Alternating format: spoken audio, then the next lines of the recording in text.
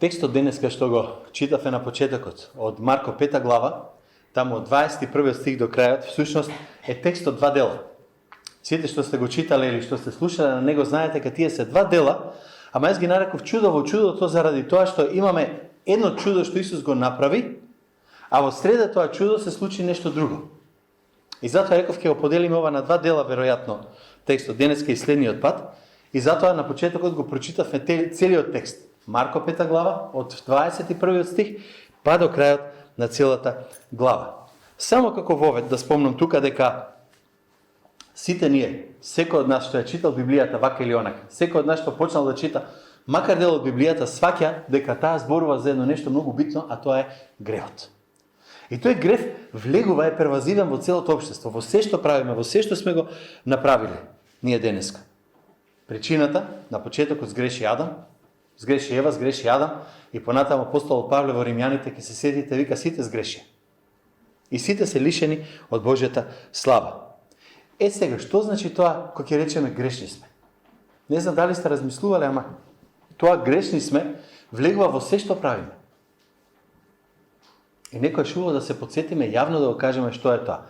Грешиме во зборувањето, грешиме во размислувањето, грешиме во нешто што ги правиме, грешиме до нашите блиски, грешиме со нашите далечни, пред државата, пред органите на власта, во школото, каде сакате, како сакате. Всушност, до таму оди работата, што апостол Павле вика дека секој што прави греф е роб на гревот. Значи, не сме дури ни слободни. Се додека Христос не ослободи и не ни даде нешто друго. И тогаш прашањето кое се поставува е, можеме ли да побегнеме од гревот? Знаеме дека смртта, болеста, тешкотиите влегува во светот заради грев. Тоа беше основната, главната причина. Решението го имаме во Библијата. Решението во Библијата е Господ Исус Христос, Синот Божи. И ако го гледате Евангелието според Марко, ако почнете од самиот почеток наваму, ќе видите дека Марко зборува цело време за тоа што Христос направи, кој беше Христос. Некој кој имаше моќ, кој имаше сила да прави многу нешта. Само на самиот почеток во Марко, првата глава, првиот стих вика почеток на Евангелието на Исус Христос, Син Божи. Почнува со тоа. Син Божи. И ако е таков, тогаш може да прави чуда. И многу интересно е во Матеј 5 глава од 1 до 20 стих, онај дел што не го читавме, ќе видите дека Господ Исус имаше сила над демоните и над природата. Над природата затоа што смири бура во езерото, над демоните затоа што имаше еден во Гадара, ќе се сетите, ќе го спомнеме него малку подоцна. Тој во Гадара всушност кога дојде, тој беше обседнат вика со легион, со демони. И всушност имаме една реакција таму на Исус, и Исус покажа дека е помоќен и од демоните, и од сатаната, и од се. А потоа, ако видите во Матеј од 21 до 43 стих, оној текст што го читавме, гледаме дека Исус покаже сила над болеста и на смртта. Значи, всушност, пред сите луѓе, дека беше на земјата, покажа дека е семоќен. Дека е моќен, дека нема нешто што тој самиот не може да го направи. И мајки го тоа во предвид, сакаме да видиме што пишува во текстов или како тој се развива. И првото нешто што сакам да го спомнам за Христос тука, што го читам од овој текст, беше дека Исус беше достапен. Ајде обидете се да дојдете кај некој денеска што водат големи христијански организации. Не знам дали сте пробале, ама да имате прилика да отидете кај некој што води огромни христијански организации, само да му тропнете на врата и да кажете извини се појавив, сакам муабет да си направам со тебе. Немате шанса. Обидете се да најдете некој од оние проповедници на големите христијански цркви што ги слушаме по светот, со илјадници, десетина илјади луѓе што се собираат. И само кажи, заврши богослужбата, имам 5 минути, ајде одам да го видам пасторот. Немате шанса, одма да ви кажам. Немате теоретска шанса. Исус од овој текст што го читавме тука беше достапен, беше помеѓу луѓето. Да, се туркаа преку него, го гмечеа, го гњавеа, ќе се сетите кога нахрани 5000 беа тие мажи. Имаше сигурно барем 10-12 000 луѓе околу него. Знаете колкава толпа е тоа? Беше помеѓу нив. Сега го гледаме како оди низ Капернаум. Повторно, луѓе од сите страни околу него. Кога отиде во сопствениот му град, се туркаа, се бутаа околу него и на крајот решија да го убијат. Значи не му беше сосема лесно. Денешните луѓе, ќе го подсетам брати на Сузи Роберт, кажуваше за еден многу познат беше тој. Телеевангелист и така натака од Америка, кој требаше да дојде во Амстердам и Роберт свиреше. Има оркестар и свире, а за него тој требало да зборува во некоја си црква. Кристална катедрала ја водеше, Кристал катедрал во Америка. Беше главниот, стариот пастор, не новиот сега што е таму. Сега веќе ја продадо, ако не се лажам, зградата. Ама поентата беше дека кога вика дојде, излезе од автомобилот, имаше вика 20 души телохранители, да не претера некаде, куп телохранители околу него кои внимаваа на секој момент дека не влезе во салата кај што требаше да зборува. Исус немаше ништо такво. Беше среде луѓето. Луѓето се туркат, луѓето се бутат, тој е овде помеѓу нив. И тука почнува нашата случка за која денес ке зборуваме. А кога премине Исус со коработ пак на другата страна, кај него се собра многу народ и беше покрај морето. Ова ни е преод од претходната случка. Претходната случка, Исус беше во Гадара, ке се сетите, таму имаше еден обседнат, Исус го излече обседнатиот, нели, демоните молеа, немој да не убиеш, немој да не фрлиш во пеколо, фрли не барем во свињите ставине. Исус кажа, окей, ајде одете во свињите.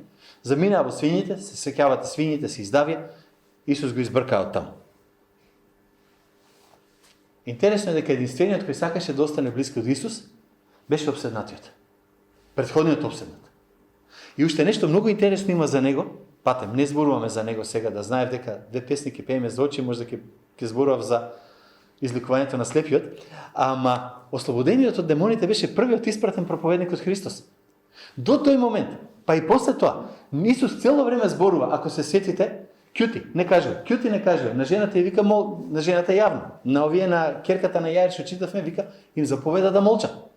А на овој му вика остани тука, излези и кажи што ти направи Господ. Многу интересен човек, беше неевреин, не беше теолошки подкован, не беше ништо, сигурно Исус останал неколку сати таму, предпоставувам, разговарале, му се открил на некој начин и се што знаеше за Исус вика оди кажи на твоите дома и на тие околу тебе. Овој, бившиот обседнат, беше првиот проповедник пред апостолите. Не знам дали сте го забележале, чисто како куриозитет ви го спомнувам, ако грешам и грешно ве поучувам. Извинете. Исус замина од таму, влезе во бродот, 18 до 20 стих, помина од другата страна и сега дојде од овде. И штом дојде од таа страна, повторно еден куп луѓе го чекаат. И колку и да ги читате Евангелијата, не можете да се прашате зашто одеа по него. И обично прашањето некој го одговарат, луѓето сакаат да го слушаат, оти поучуваше поинако отколку сите други. Може би. Ама самиот Исус реално вели дека доаѓа кај него затоа што ги хранеше, добива џабе храна и затоа што ги целуваше.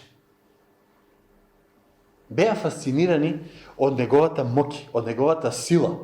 Ако сакате почеток на просперитет на Евангелие. Христос е оне што може да ни даде се што нас ни треба и тоа колку што може, колку ни треба. Од кој ги нахрани, ќе се сетите, сакаат да го зацарат. Зашто? Кој ти дава поара? Имате владател, имате некој што ја води државата и ве храни цело време, не мора да работите ништо. Совршено. Утопија. Ама не се случи таква работа. Исус не сакаше такво нешто да направи. Знамо ти беа луѓе од дај ми, ама Исус не сакаше. Да им го даде тоа што го бара. Неколку пати дури читаме дека и чуда не направи. Ама во среде овие луѓе, во цела таа толпа таму што е собрана, ајде да видиме што ќе се случи, нели се иржи што викаме, ајде да видиме кај ќе испадне, на кај ќе оди цела оваа работа. Има двајца што штрчат. И затоа мислам дека овие две треба да се гледаат заедно, иако ние ќе ги поделиме сега и ова. Тие две личности беа поразлични од сите, прво заради тоа што нема ништо заедничко. Апсолутно ништо заедничко. Голема толпа луѓе, двајца внатре, ама ако погледнете, има една многу интересна паралела меѓу нив. Беа маж и жена. Во еврејската култура едниот беше богат, таа вика беше сиромашна. Зошто? Неот и не била богата претходно, туку вика потрошила се што имала. Жената не беше толку ценета како мажот. Тоа беше реалноста. Тој беше почитуван, раководител во синагога, таа беше отфрлена, церемонијална, тргната на страна. Едниот имаше чест. Таа не смееше да се појави, таа беше со срам. Нели, церемонијално беше нечиста. Едниот беше водач во синагогата. Таа беше исклучена од синагогата. Многу е интересна таа паралела. И она најинтересна за мене што беше дека едниот, таа е 12 години болна, тој има 12 годишна ќерка. Додека овој човек се радувал на растењето на неговата ќерка, додека се радувал на тоа дека има ова, женава се мачи 12 години со болест и проблем. Поразлични не можат да бидат. Тоа е многу интересно како Марко ги подредува работите и како ги покажува тука. Ама Исус беше достапен и за тој, и за тој. И тоа е многу интересно. Можеа кај него да дојдат веднаш. Дали имаше апостоли? Имаше. До сега веќе беа повикани. Имаше ученици? Имаше. Ама никој не дојде кај Христос преку апостол, преку учител, преку некој близок, туку директно доаѓаше кај него. Поголема достапност од тоа здравје. Видете како вели 22 стих. Дојде еден од началниците на синагогата по име Јаир, па штом го виде, падна пред нозете негови. Лука го има исто тоа паралелно. Матеј, Марко и Лука го пишуваат тоа, само Јован ја нема оваа случка. И Лука вика, иете, еден од синагогата. Шокирани. Од синагогата, вие знаете дека до овој момент веќе фарисеите, садукеите, црковните лидери, сите беа против Исус. Веќе беа спремни да го убијат. Бараа начин како да го решат. Всушност. Овој беше дел од синагогата. Не беше религиозен фарисеј, не беше садукеј, како таков. Веројатно беше, ке речеме, некој си одбор црковен, ние што би рекле денеска, некој во организацијата на самата синагога, што работел, што поддржувал, што гледал да се биде се средено, скоцкано и така натаму. Ама сепак доаѓа, бидејќи има потреба и баш му е гајле што ќе мислат другите околу него. Ние знаеме да сретнеме луѓе што ќе речат, ако го правам ова, вие што го правите, или ако дојдам кај вас во црква, што ќе речат другите? До моментот додека не им стане тесно околу вратот, кога доаѓа цвикат, аман, молете се, Господ нека помогне. Тоа е вистината. Не сте се сретнали со такви луѓе, како јас да се идентификувам протестанти, евангелски протестантски верници. И кога им дојде густо, браќе, помагајте. Сестри, помагајте. Браќе, сестри, молете се. Но овој не му беше гајле. Ја гледаме јавно излази. Пред сите, може да имаше илјадници луѓе сигурно. Доаѓа, застанува, паѓа пред него на колена и вика, усредно го молеше, многу говорејќи, керка ми е на умирање, дојде и положи ги рацете на неја, за да оздрави и да биде жива. На крајот на краиштата, кога дојде нож до коска, човеков веќе немаше да размислува за својот углед, за тоа што ќе речат луѓето, туку рече, Господи, помагај. Дури и ако треба да признам дека сум бил во криво или било што друго. Знаеше ли он нешто за Исус? Јас сум сигурен дека знаеше нешто, бидејќи Исус направи многу чуда во Капернаум, ако читате во Новиот Завет. Сигурно имаше слушнато и за тоа што се случи во Марко, например, 21 до 28 стих таму на почетокот. Исус влезе во синагогата, поучуваше во синагогата, на самиот почеток, 1-2 глава, влезе, поучуваше, му донесо еден таму, се сеќавате, што беше обседнат, Исус го излечи, може да беше Јаир од таа синагога, стварно не знам. Значи не можам тоа да тврдам што се случува. Ама ако се сетите, демонот беше тој што даде една изјава. Зошто ја мачиш, сине Божи? Зошто ја мачиш ти, Исусе, сине Божи? Демонот сведочеше дека Христос е син Божи. Може би Јаир си стави едно на памет. Интересно е дека единственото, повторно, пак ќе кажам сведоштво, што ќе го добиете за Исус како син Божи, беше само од овој демон тука и негде пред последната глава во Марко. Да, на едно место и учениците рекоа, ти си Исус, син на живиот Бог, тоа е вистина. Ама реалноста беше дека не им беше баш јасно што се случува. Демонов многу му беше јасно што се случува, кога Исус се појави таму кај него.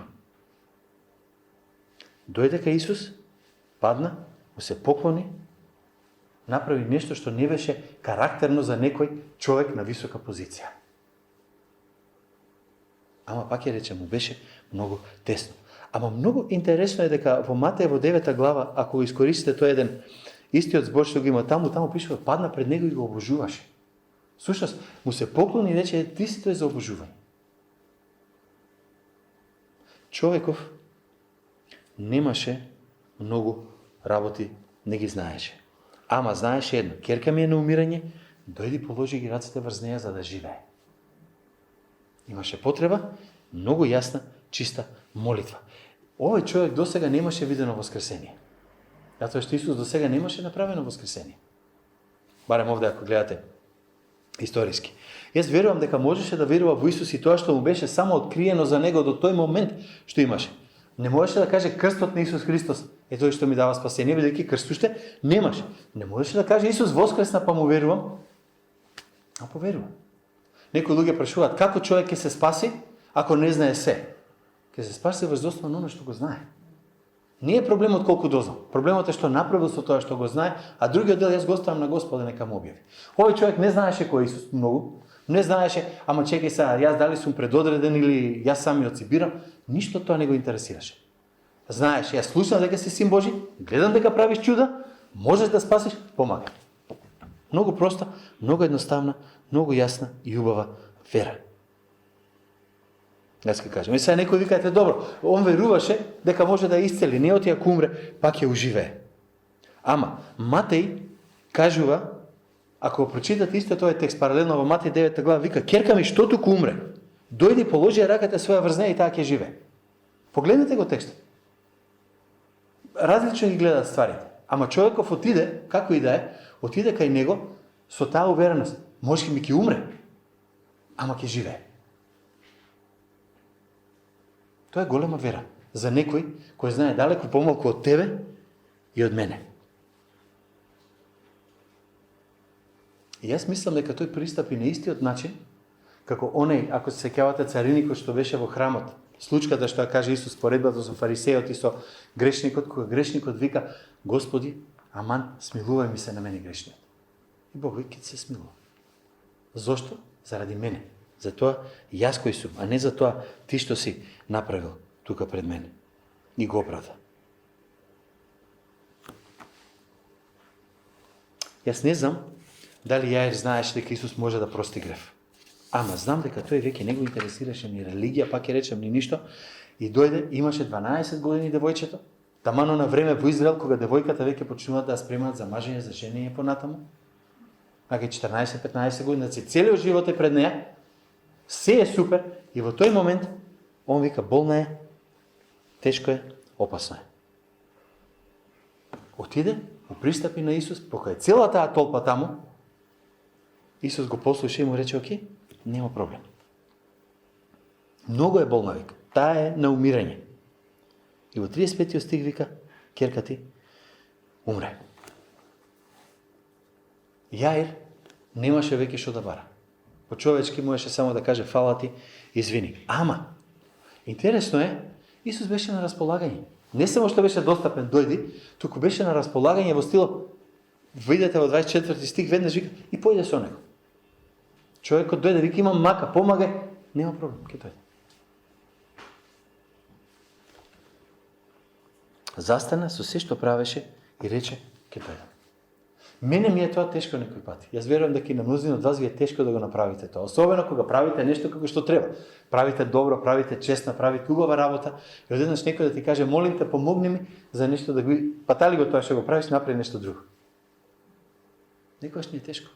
Ама Господ, дајде, беше Бог стварно, ама беше на располагање, дека знаеш дека ќе се случат работи кои ќе покажат многу нешта на луѓето околу него. Сепак, проба. Исус тргна. И интересно е дека тука можеме да го земеме во Матеј, има на едно место, ама сакам од Исаја да го цитирам 42:3. Кога човек доаѓа скршен кај Господ, Господ не го брка надвор. Во Исаја 42:3 вика 42:3. Скршената трска нема да ја здроби и чадливата ламба нема да ја угасне. Човеков беше веќе на крај. Ти помагај Господи и ништо друго веќе не ми остана на мене. Окей? Нема проблем. Тргнуваме, одиме понатаму. Кога некој е скршен, кога некој е уништен, кога некој му е тешко, Исус не вели ќе те дотолчам, па после ќе ти кажам што да правиме. Вика, нема да ја докрши трската, нема да го угасне она. Знаете кога чади веќе пред свеќата пред крај. Онај дел што мене ме нервира кога палиме свеќи околу Божји главу таму нешто интересно. Пред крајот кога почне да чади, гледаш, угасни и крај, заврши работата. Не вика така. Ама кога тргна веќе на кај куќата, неговата вера беше стварно истестирана. Тргна на кај куќата, тргна натаму и одеднаш го прекина. Исус беше спремен да го прекине тоа што го прави за да направи нешто друго. И тука доаѓаме на оно што го реков, чудото во самото чудо. Како оние матриошките, не се бабушки, матриошки се оние куклите една во една што ги редат, нели? Русите што ги продаваат и украинците. Одеднаш се појавува жената. Таа се појавува на сцената и е многу шокантен пристапот. Не знаеме кој бил проблем. Знаеме всушност кој бил проблемот, ако ви интересира. Има теолози, сам зборувале со лекари, знаат отприлика што можело да биде тоа. Женава е церемонијално нечиста. Женава си има хроничен проблем кој си трае 12 години. Се мачи, се ги има проблемите, според Левит 12 глава 3 до 8 стих, таа е нечиста. Значи, не смее да биде близко со семејството, не смее да биде близко со маши, не смее да биде близко со децата, не смее да биде близко со никој да се допре. Со кој ќе се допре, тој не може веќе доди во храмот. Тој не може да му служи на Господа. Не може. 12 години е одвоена на цело. Патем, само да ви спомнам. Не знам дали сте се прашале зошто Господ имаше дадено некои закони за чисто и нечисто и зошто беше таа заповед за церемонијално очистување 7 дена. Нема да зборувам сега, ама причината беше бидејќи Бог сакаше да покаже има нечисти, има чисти работи, има грев, има спасение, има начин ова да се реши. Во основа тоа е, да не навлегуваме во детали повеќе, но тоа беше причината зошто вика ова е церемонијално нечисто, ова е церемонијално поинаку чисто. Имаше принцип кој беше поврзан со гревот и со тоа што гревот го прави. И во 26 стих читаме што уствари, оне што сте го читале можеби често, што уствари она правела. Големи маки беше претрпела од мнозина лекари, потрошила се што имала и никаква полза не видела, а и станало дури уште полошо. Лука е интересен, Лука е доктор и некој вика затоа Лука омекнува малку. Лука вели таа беше неизлечиво болна. Да не ги навреди можеби колегите, ама реално беше неизлечиво болна. Марко тука вика џабе изимале пари. И тие што се лекари и надри лекарите, сите ги зеле парите, станува се полошо и полошо и полошо и станува тука. Не беше заразна. Не беше како ние сега од ковид што се криеме. Некој го фатило, кивнал, кашлал, температура добил, леле да не е ковид, ќе се одвоиме од други. Не беше така. Церемонијално беше нечиста, ама беше одвоена и тргната на страна. Имаше слушнато за Исус. Сигурно. 100% од сите тие луѓе наоколу таму. Поверувала и изгледа во неговата сила и беше спремна повторно како Јаир. Забележете една интересна работа. Кога ќе чуе некој за Господ, кога Господ ќе почне да работи во нечие срце, нема сила што ќе го запре. Јаир вика не запира. Што сака нека кажат колегиве на работа, јас одам таму. Ова баш ми е гајле што ќе речат. Нич не ме интересира церемонијално сум нечиста, ќе ме нападнат, ќе ме окриват, ќе ме тргнат. Јас одам таму. Ќе влезам. Кој знае со колку луѓе се допре во толпа додека дојде до Исус? Кој знае со колку луѓе се допре? Немаше шанси она да помине вака преку канал или не знам си што. Ама дојде до таму и обидувајќи се, ајде барем, нека дојдам кај него, ама барем никој да не се посрамам, се допре вика до облеката негова. Дојде и се допре. Лука вика дека ги фатила оние ресите на неговата облека. Таму, крајот, работ на облеката. Не е ни важно. Штом чу за Исус се приближи одзади меѓу народот и се допре до облеката негова. И овде, ова не е суеверие. Сакам да се разбереме. Ова не е суеверие, ќе ја носиме плаштеницата на Исус, не знам си парче од облеката на некој си светија, па ќе го шетам и неговите коски, па сега кој се допре ќе се исцели и така натаму. Ова не е тоа. Не е тука поентата. Знаете што е поентата? Зашто си велеше? Само ако се допрам до облеката негова ќе оздравам. Нејзината вера беше, јас ако се допрам ќе оздравам. Зошто? Затоа што видов што се случуваше наоколу. Гледам како прави чуда. Слушам дека прави чуда. Разбрав дека прави чуда. Ева го тука е. Ајде да видиме, сигурна сум ќе го направи чудото и за мене. На крајот на краиштата, забележете, за разлика од многу денешни исцелители, не беше поентата излези напред да те видат сите на камера, те ставим па да те излечим. Поентата беше јас имам потреба, Исус е онде, одам кај него, ќе го допрам, ќе видам исцелен. Повеќе од таа вера, здравие, мислам стварно, не знам колку од нас имаат ваква. Интересно е дека исцелувањето беше за миг. Веднаш престана крварењето, таа осети во телото свое дека е излекувана од болеста. Готово. И во еден момент како времето да смрзна. Како се да застане. Зошто? Заради тоа што сега прашањето што да прави понатаму. Почне да скокате, да викате Исус не исцели. А овие сите до тука што си ги допрал? Се крие, не сака да каже ништо. Незиниот телесен проблем беше решен. Ама незиниот социјален проблем, незиниот духовен проблем не беа решени. И сакам да ве вратам, за тоа го ставив тука на PowerPoint-от, дека Исус беше достапен, беше исто така и на располагање и беше спремен да го прекине тоа што го прави, за да дојде и да ја помогне. Сега сакам да ве донесам на едно место што не знам дали сте размислувале кога гледате оваа случка, а ова е следното. Исус одеднаш почувствува во себе како излезе сила од него и се сврте кон народот и рече: кој се допре до болејката моја? Ајде да ве прашам нешто. Како вие си ја замислувате Божјата сила и моќ? Како действува?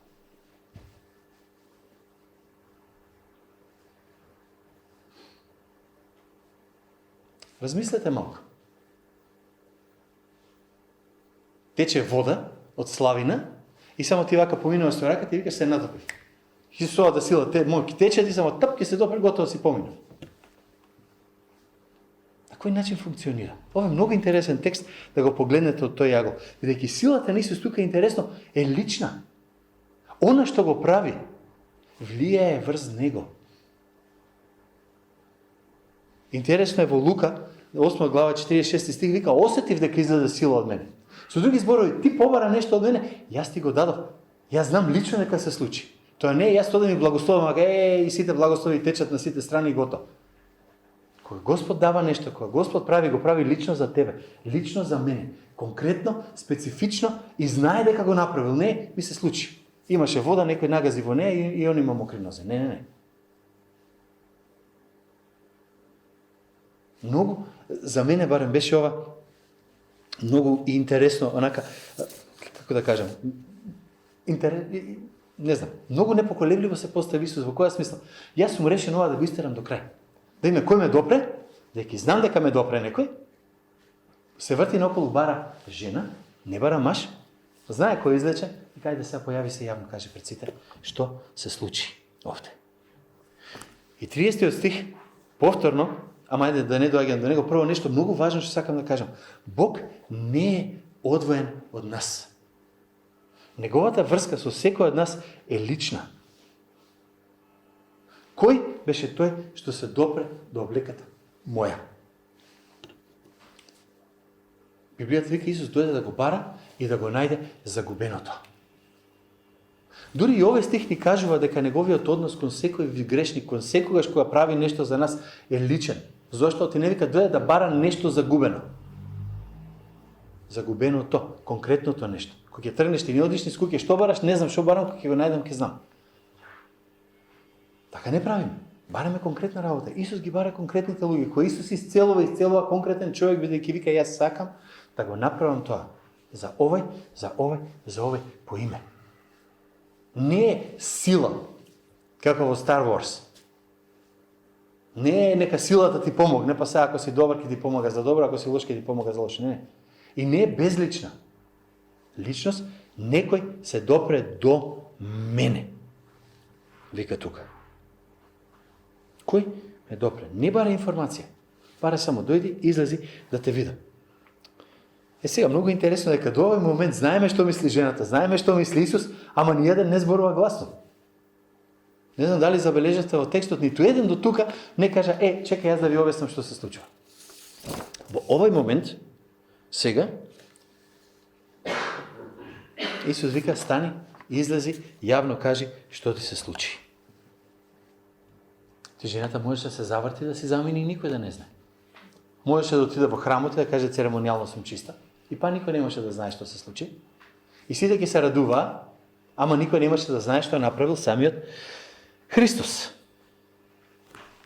Може би ќе требаше време да им докаже на сите: не сум веќе таа што бев, ама во овој момент Исус запира и вика: ајде да видиме. Појави се.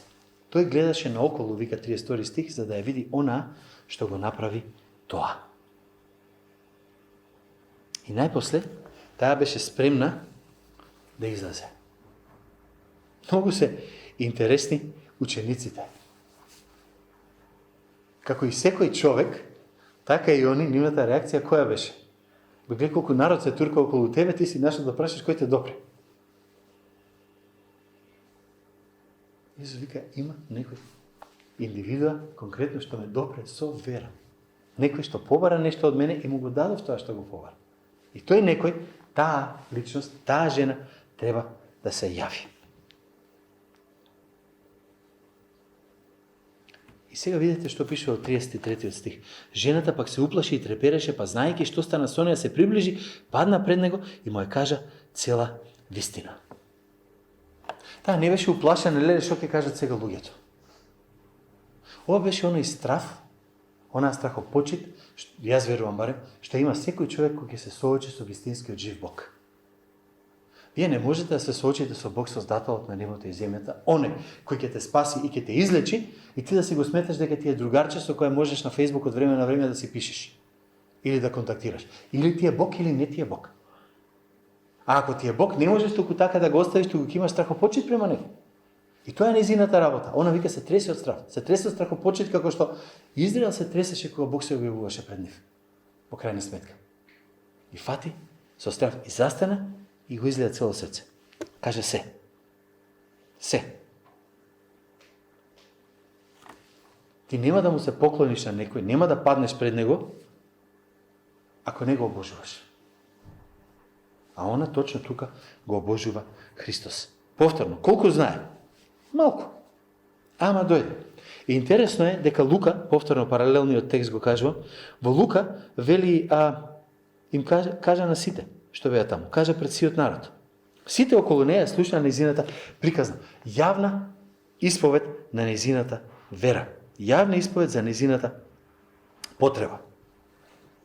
И во стих 34 Исус вика, тој рече, керко, верата твоја се спаси.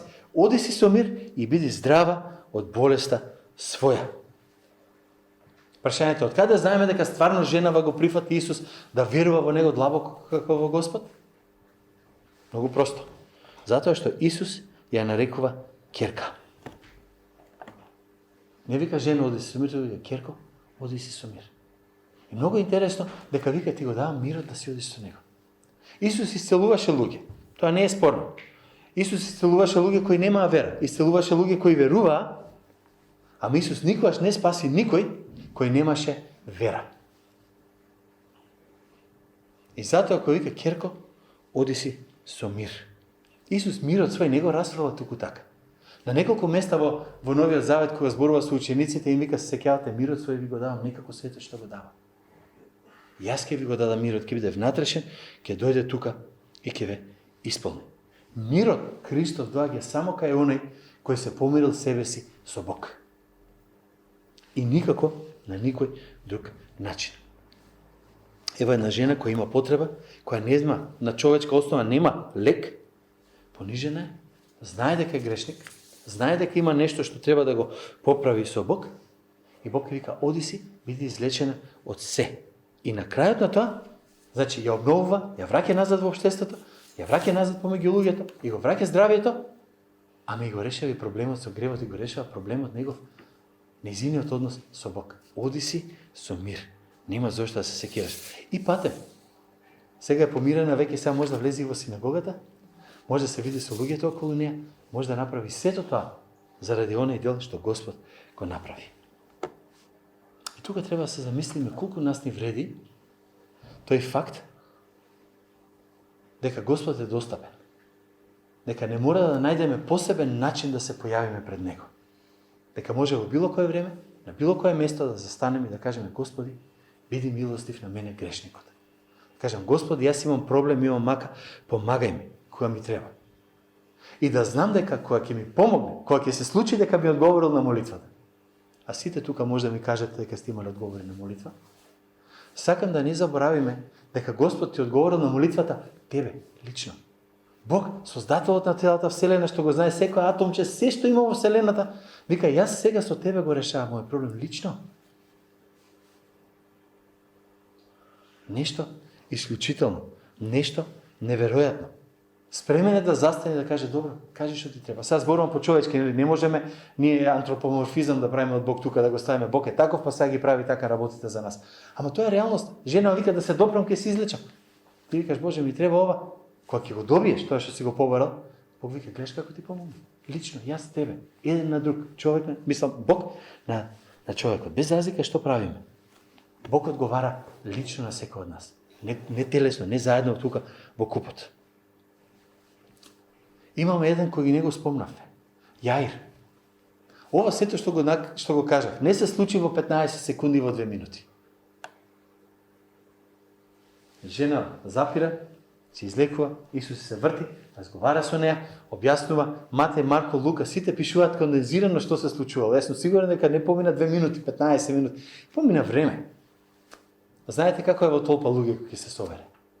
За сето тоа време, Јаир тука стои и чека да види, аман, заврши, да одиме, да го решиме мојот проблем. И ние сме многу често нестрпливи, кога викаме, Господи, мојот проблем е поголем или помало од оној другиот, ама прво мене, после другите. Не знам како одела работата, ама знам едно нешто.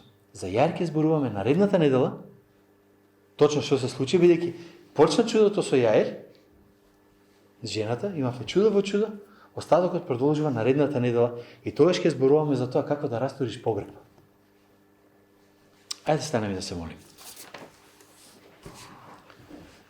Господи, фала Ти за таа привилегија што можевме денеска да научиме дека Си личен Бог. Фала Ти за привилегијата, Господи, да знаеме дека Ти си оној кој навистина исцелуваш, Ти си оној кој можеш да дигнеш луѓе од мртвите, Ти си оној кој секогаш работи за доброто на Твоите деца. Фала Ти, Господи, што ако веруваме во Тебе, знаеме дека Ти си оној кој секогаш ќе ни го дадеш најдоброто. Боже, јас Те молам за секој од нас да бидеме свесни дека Твојата помош кон нас е лична. Да сме свесни дека Ти не сакаш, дека си ни дал се да можеш да не увериш дека оно што го правиме, дека оно што го правиш за нас е секогаш заради Твојата љубов кон нас. Те молам, Боже, за Твојот благослов во неделата која доаѓа. Благослови не, Господи, чувај не, дај секој добар дар да го гледаме како нешто што Ти го правиш баш за нас. И нека се, Господи, што правиме биде за слава на Твоето име. Амин.